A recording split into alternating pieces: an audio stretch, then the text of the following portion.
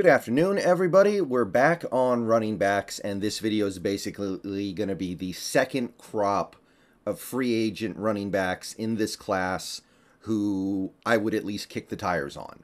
There are definitely others, don't get me wrong, but as for reasons I've already stated, I'm going to pass on the Saquons of the world, the Damian Harrises of the world, anybody who I think is going to get paid even like a mid-level amount, like the Buffalo guy, Singletary. You know, I'm staying away from those guys because they're going to, I think, make a little too much money to make it make sense. And I'm staying away from the guys who are like 30 plus because for running backs, about 90% of the time it feels like that's just when things start to go bad. But you can abide by those two rules and find a ton of capable guys out there. Hopefully, and it seems like based off the results in 2022, we do already have that stud running back. I'm trying to fill out the rest of the roster in a way that makes sense to take advantage of the fact that we have this guy who looks really good as a lead back on a rookie deal for these next couple years. So with that being said, let's go ahead and go through some names here, just a random assortment of guys who I think would be cheap. First, let's go with Rojo II, or Ronald Jones. So this guy, kind of an interesting career arc he's had. He was the, I believe, most productive running back on the Buccaneers team that won the Super Bowl a couple years ago. Had over 1,000 yards, over 1,100 yards from scrimmage that year. And then in 2021, his, effectiveness and usage as a player was reduced significantly. And then in 2022, he went to another team for basically a minimum contract, Kansas City, and may as well have not played.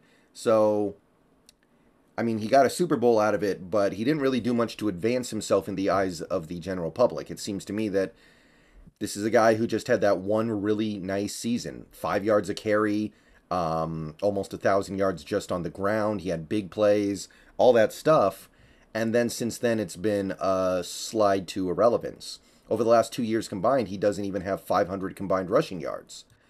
Now, PFF thought that he was okay in 2021 for whatever it's worth. I'm not even going to look at 2022 because he played so little it doesn't matter. And you go back to 2020, this was kind of his breakout year. They really liked him. He's also only going to be 26 this year.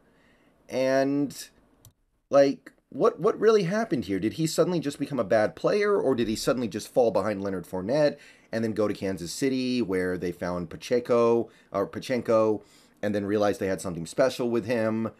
Maybe it's more like that, and you could get him for probably like the minimum, $1.5 million or so, and go with it. So Ronald Jones II is somebody you could get for dirt cheap and might end up being a really effective player for you. Matt Breida would be in my next candidate here. I don't know if this guy fits the stylistic need, but I've always kind of liked Matt Breida. He's only going to be 28 this offseason, so I would definitely be at least intrigued. It's been a couple years since he's gotten a significant load. Last time he was getting a significant workload was for the 49ers team that almost won the Super Bowl. Since then, he's basically bounced around the league and gotten very, very minimal work. He's got like 2 starts over the last 3 seasons and less than 500 total rushing yards. So not a lot of mileage on his tires, and obviously his best years were with Shanahan, which for a running back is a huge advantage. But I don't get the sense this guy is just done. Whoa, excuse me, wow. I get the sense that he's just kind of bounced around as a backup, and as far as backups go, I think you could do a lot worse than Matt Breida. His PFF grade for 2022 was decent. Nothing over the top, nothing special, but decent enough. The year before, it was actually solid.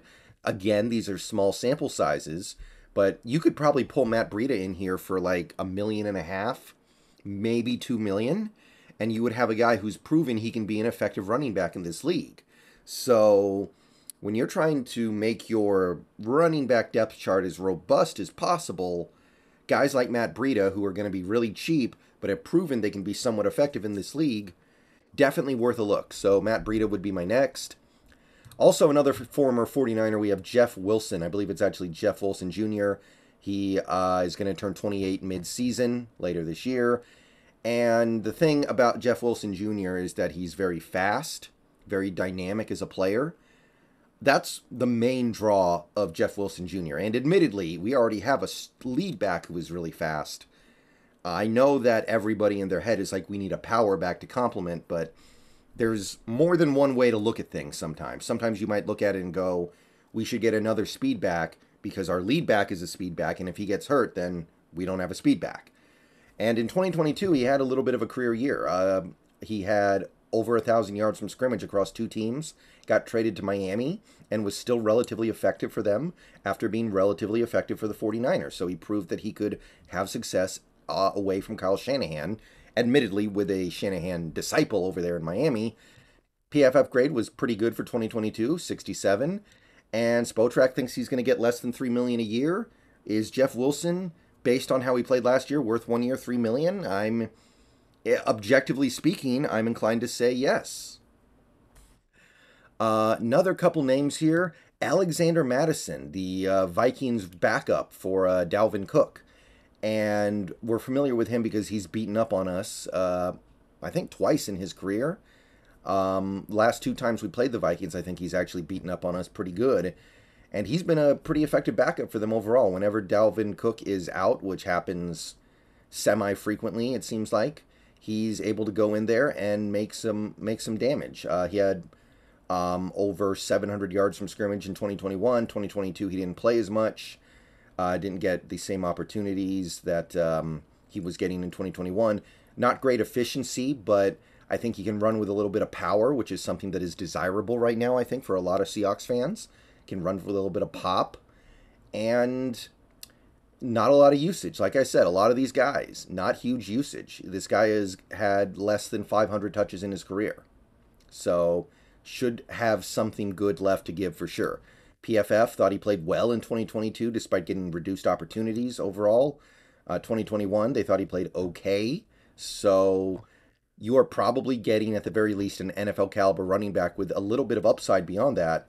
And Spotrac actually thinks he's going to come very cheap. 1 year, $2.2 million. Again, he's a running back. That's how these guys occasionally get appraised. They can be productive, they can be good, but the money's just not there. And yeah, Alexander Mattison's definitely worth 1 year, 2.2. And then this one is a little bit of a wild card here. This one's interesting. It's James Robinson, formerly of the Jaguars, now of the Jets. Well, now of no team. Had a really nice 2020 season, ran for 1,000 yards, was productive, had, I think, 1,400 yards from scrimmage, was one of the best players on that team. 2021, he was still good, but saw reduced opportunities a little bit. And then in 2022, the Jaguars traded him to New York after they lost Breece Hall, and he was so ineffective, he barely played for them. So I don't really know what's going on here. He was playing okay for Jacksonville before they traded him. Things seemed all right. And then he just went to the Jets, and he basically, you can't, it's hard to even say if he was playing or not because he was so much of a non-factor. But are you going to judge him based off his less than a year stint in New York, or are you going to judge him based off what he was giving you in the previous years for Jacksonville? I think that's probably a little more fair, and I think that you're looking at James Robinson, you could say he could be a really high-quality backup or depth player, and his value might be a little bit reduced because of what happened in New York. Now, PFF, even though he didn't produce nearly as much in 2022, actually thought he still played capably, and they've given him good grades for previous years. And let's have a look at Spotrac. Now, this is where things become kind of interesting. This guy, according to Spotrac, is going to demand a longer-term deal. 4 years, they say. But it's going to be cheap. $15.4 million. So less than $4 million a season. Now, that's a good amount more than guys that I've gone over in this video. Like, I think Ronald Jones would be vet min or vet min plus. Matt Breida would be vet min plus. Mattison is going to be a little bit more than veteran minimum. $3.8 million a year is a little bit more, but you are getting a guy who is young. He's going to be 25 next year. He's proven he can be really effective in a system that complements him well, and given the right opportunities, he can be really productive. Again, look at what he did that rookie year in Jacksonville. And he should be good for several more years.